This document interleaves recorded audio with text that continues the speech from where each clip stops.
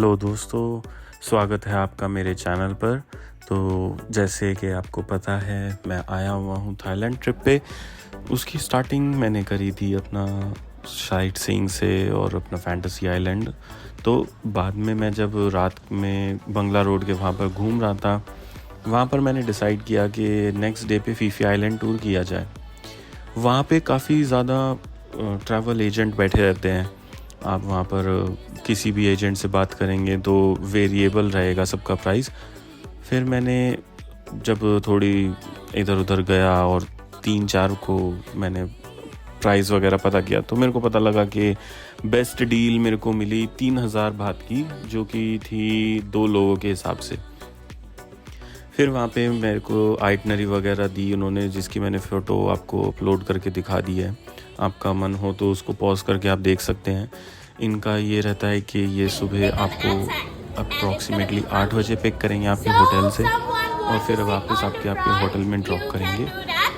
फिर वहाँ पे ये आपको खाना वगैरह देते हैं। अनलिमिटेड ड्रिंक्स होती हैं, ड्रिंक्स जिसमें नॉन अल्कोहलिक रहेंगी, कोका कोला वगैरह, और पानी अनलिमिटेड होता है, और फ्रूट्स वगैरह भी रहते हैं इनके पास काफ़ी ज़्यादा, तो वो आप अनलिमिटेड ले सकते हो।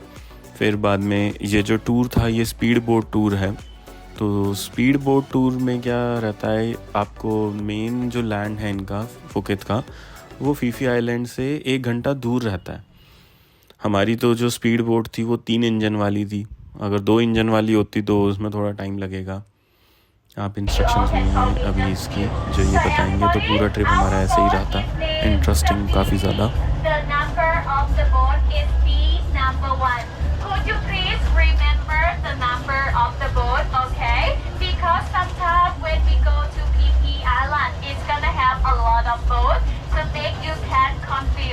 If you guys go with the wrong boat, you know what happened. Bye bye. See you in Malaysia. See you in Singapore.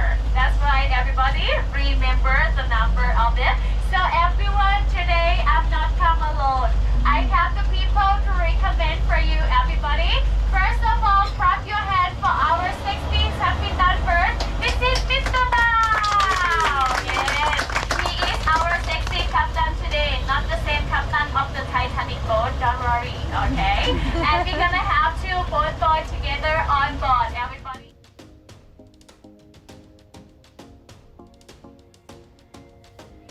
काफ़ी इंटरेस्टिंग स्पीच थी। पूरे दिन इन्होंने ऐसे ही निकाल दिया था, कुछ ना कुछ अच्छा बोलते ही रहती थी पूरे टाइम पे। हमें तो काफ़ी इंटरेस्टिंग लगता था जब ये बोलती थी, क्योंकि बहुत ज़्यादा थकान हो जाती है। अभी ये सारे के सारे सोते रहते हैं पूरे रास्ते, 1-1.25 घंटा लग जाता है हमें पहुंचने में। वहाँ पे पहले तो आपको देते हैं ये सी सिकनेस के बचने के लिए कुछ कैप्सूल वगैरह देते हैं, बट मेरी एडवाइस है कि मत लेना। अपना घर से ही जो नॉर्मल एमसेट और पेंटोप्राजोल होती है वो लेके चल लेना, आपको नोज़िया वगैरह बिल्कुल भी नहीं होगा। इसलिए, और जो इनकी वाली टैबलेट होती है वो थोड़ी सी नशीली रहती है, तो वो वाली मेरे हिसाब से मत ही लेना, क्योंकि मैं डॉक्टर हूँ इसलिए बोल रहा हूँ। ये लेकर आते हैं आपको मेन फीफी आइलैंड तो नहीं है ये वाला। ये जो सबसे ज़्यादा हम वीडियोस में और फोटोज़ में देखते हैं, सबसे ज़्यादा सीनिक जो है, इस वाली जगह पे लेकर आते हैं। और इनके स्टॉपेजेस होते हैं। हमारे टूर में 5 या 6 स्टॉप थे, उनमें से पहला ये स्टॉप है। इस स्टॉप पे ये 1-1.5 घंटा रोकते हैं हमें, और जिसका स्विमिंग का मन हो वो स्विमिंग करे, और जिसका बैठने का मन हो बैठे। और जिसको ये जो लॉन्ग टेल बोट आप देख रहे हो, अगर किसी को लॉन्ग टेल बोट में जाना हो तो ये फ़ोटोग्राफी सेशन भी होता है।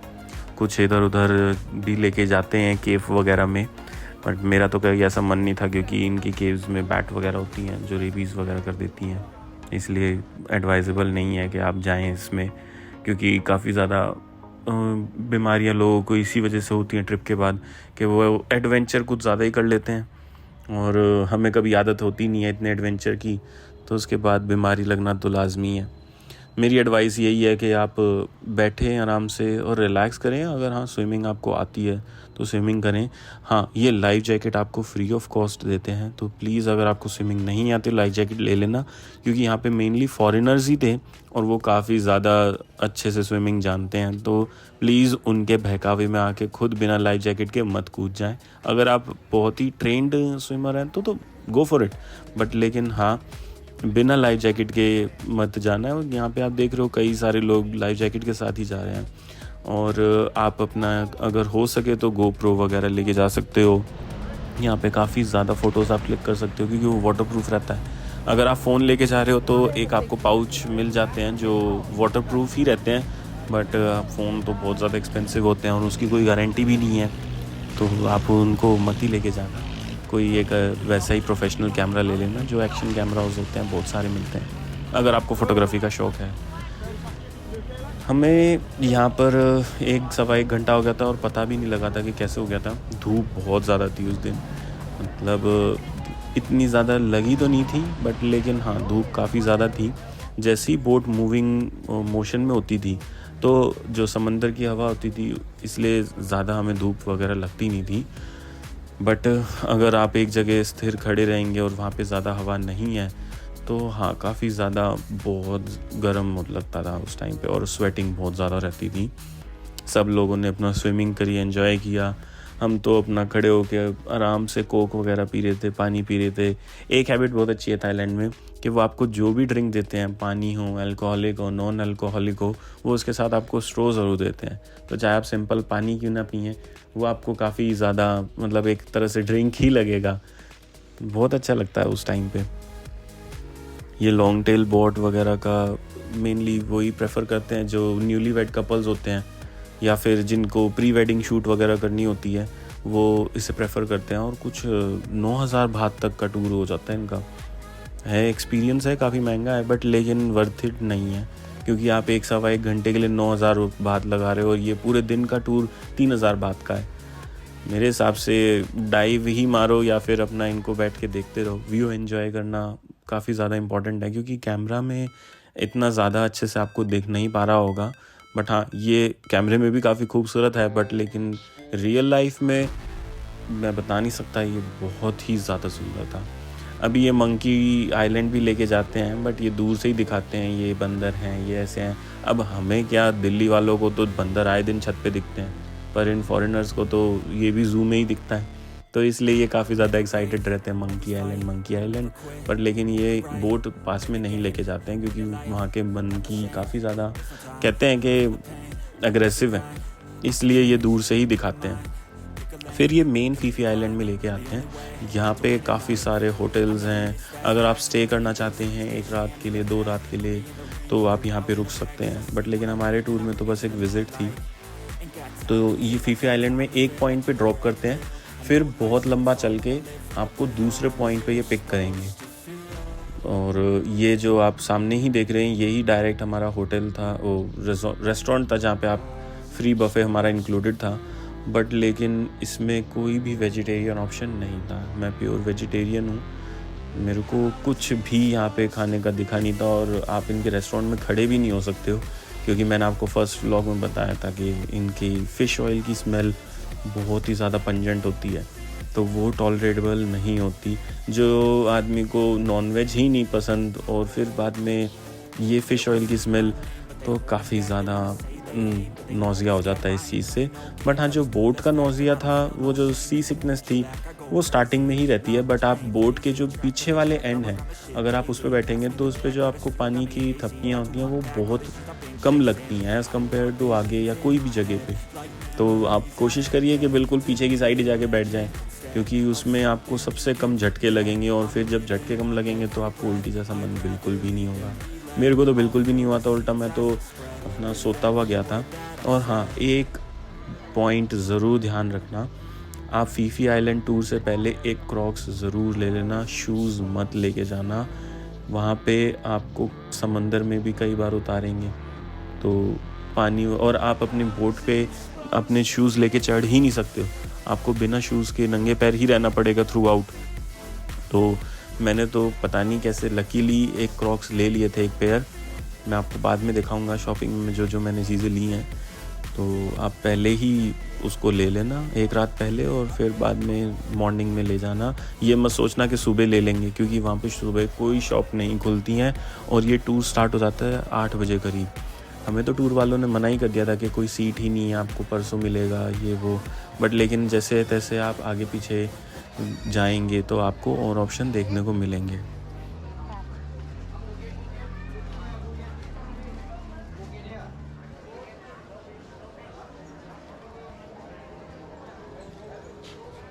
एक बात और, यहाँ पर आपको जो कराबी आइलैंड, को समोई, इन सब जगह के लिए आपको बोट्स जो होती हैं, क्रूज़ वगैरह, ये सब भी मिलते हैं। आप अगर कहीं जाना चाहते हो, आपका टूर हो, तो उसके अकॉर्डिंग आप यहाँ से भी ले सकते हैं। और फिर जैसे मैं तो प्योर वेज था और मेरे को ऑप्शन नहीं मिल रहे थे कुछ भी खाने के, फिर मैं निकल गया था, सोचा कि मैकालू टिक्की।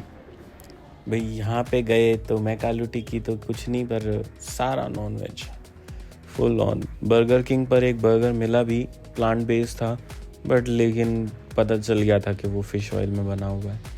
इवन तो जो फ्राइज़ थी वो भी बहुत ही बेकार थी। फिर वापस आके बीच पे ही बैठ गया था और व्यू एंजॉय कर रहा था। ये ढेर सारी लॉन्ग टेल बोट, कोई भी यहाँ पे आप लॉन्ग टेल बोट लेंगे तो कंपैरेटिवली कम प्राइस मिलेगा, क्योंकि वहाँ पे ऑप्शन कम थे और लोग ज़्यादा थे, इसलिए ये प्राइस काफ़ी ज़्यादा इनका कंपैरेटिवली ज़्यादा ही रहता है। फिर बाद में हम बढ़ते चले थे अपने पॉइंट बी की तरफ, जहाँ से ही हमें पिक करते हैं। तो बीच रास्ते में मैंने कई सारी चीज़ें ऑब्ज़र्व करी। उसमें सबसे पहली बात ये थी कि जो ये फीफी आइलैंड मेन है, ये अभी डेवलप कर रहे हैं और आने वाले टाइम में यहाँ पे काफ़ी सारे होटल्स ऑप्शन अवेलेबल होंगे। अभी तो यहाँ पे गिनती के 2-3 होटल्स हैं और कुछ रिजॉर्ट्स हैं, वो पीछे की साइड पे हैं आइलैंड के। बट जो मेन आइलैंड में जैसे कि आपको वाइब मिलती है फुकेट में, पताया में और बैंकॉक में, वो अभी यहाँ पे नहीं है। बस डे में ही रहती है जो भी है आपको टूरिस्ट की वाइब्स, बट रात में ऐसा मेरे को तो फील नहीं हुआ कि ऐसा कुछ होगा। बट हाँ, मन है कि नेक्स्ट टाइम जब भी विज़िट करूँगा तो एक नाइट फीफी आइलैंड पे स्टे ज़रूर करना है, क्योंकि अभी तो ओवरऑल बस ऐसे ही निकल लिए थे कि हाँ फीफी आइलैंड टूर करना है। बट लेकिन यहाँ पे जाके फ़ील किया कि अगर आपको और ज़्यादा शांति चाहिए हो, क्योंकि मेरे को तो ये लगा था कि फुकेट में शांति होगी, बट लेकिन आई वॉज रॉन्ग। यहाँ थाईलैंड में फुल ऑन पार्टी चलती है। तो अगर आपको शांति चाहिए तो ना आपको फुकेट में मिलेगी, ना पताया में मिलेगी, ना बैंकॉक में मिलेगी। पूरा हसल एंड बजल से भरे रहते हैं इनके शहर। तो आई होप कि नेक्स्ट टाइम फीफी आइलैंड या कराबी आइलैंड, इन सब किसी रिजॉर्ट में रुका जाए। और यहाँ पे भी अभी भी काफ़ी ज़्यादा नेचर की आप फील कर सकते हो, बट लेकिन फुकेट में मतलब पूरा फॉरेस्ट एरिया है और वो आपको रेजिडेंशियल में कन्वर्ट कर दिया इन्होंने। और ये इन्होंने बाद में एंड में स्नॉर्कलिंग करवा रहे थे लोगों को, बट मेरी एडवाइस ये है कि आप स्नॉर्कलिंग के लिए मत जाना, क्योंकि यहाँ पे सिर्फ़ और सिर्फ आपको चोट लगेगी और कुछ ना कुछ आपको कोई भी सी एनिमल आपको काट लेगा। क्योंकि सब लोग जो आए थे, कोई भी आदमी ऐसा नहीं था जिसके साथ ऐसा कुछ ना हुआ हो। आप भी बोटिंग कर क्या कहते हैं, स्विमिंग कर के बोर हो जाओगे। और बहुत से लोग ऐसे ही थे, उल्टा जो हम बैठे हुए थे लोग, वो ज़्यादा खुश थे कि हाँ चलो अपना पेप्सी कोक वगैरह पी रहे हैं, और जिनको बियर पीनी है वो बियर पी रहे हैं और अपना बैठे हैं। फिर एंड में थक हार के बिल्कुल जब सूरज सर पे होता है, तब इन्होंने एक छोटे से आइलैंड पे रोक दिया था। इस आइलैंड की मेरे को एक बात बड़ी अटपटी लगी कि इसकी जो सैंड थी काफ़ी ज़्यादा टाइट थी। मतलब आपको अपने पैर के नीचे ऐसा फील होएगा कि कुछ आपके प्रिकिंग सा पेन हो रहा है, तो आप ज़्यादा चल ही नहीं पाओगे इस सैंड में। और अगर आप भागना चाहते हो तो भूल जाना। और फिर बाद में हमें तो हमारे इन्होंने बोट वालों स्टाफ ने तो हमें हमारी चप्पलें दी भी नहीं थी, तो हम सारे के सारे बिना चप्पलों के, जूतों के ऐसे ही घूम रहे थे। अब हाँ, आपको समझ आ रहा होगा देख के कि क्यों मैंने बोला है कि भैया अपने शूज़ मत लेकर आना इस टूर पे, क्योंकि कोई फ़ायदा नहीं है। आपको अपने शूज़ आते ही गीले कर लोगे और वो फिर सैंड में भर जाएंगे, तो पूरी ट्रिप पे आप यूज़ भी नहीं कर पाओगे। क्योंकि एक बार सैंड आपके किसी भी कपड़े में, शूज़ में घुस गई और गीली है वो, तो वो नहीं बाहर निकलती है। मैं गोवा गया था और ये समझो कि मेरे 1-2 शॉट्स में सैंड भर गई थी, 6 महीने बाद भी उसमें सैंड निकलती रही थी। बहुत भूख लग रही थी, तो फिर एक्सप्लोर करते करते हमें ये मद्रास दरबार मिला, बिल्कुल बंगला रोड के पास में था और हमारे पटोंग रिजॉर्ट के साथ में। भरपेट खाना खाया और काफ़ी अच्छा एक्सपीरियंस था कि ऐसा लगता है ना कि खाने के ऑप्शन ज़्यादा नहीं है यहाँ पे, बट यहाँ पर पीफी आइलैंड में इधर फुकेट में काफ़ी ऑप्शन हैं इंडियन फूड के। बाय।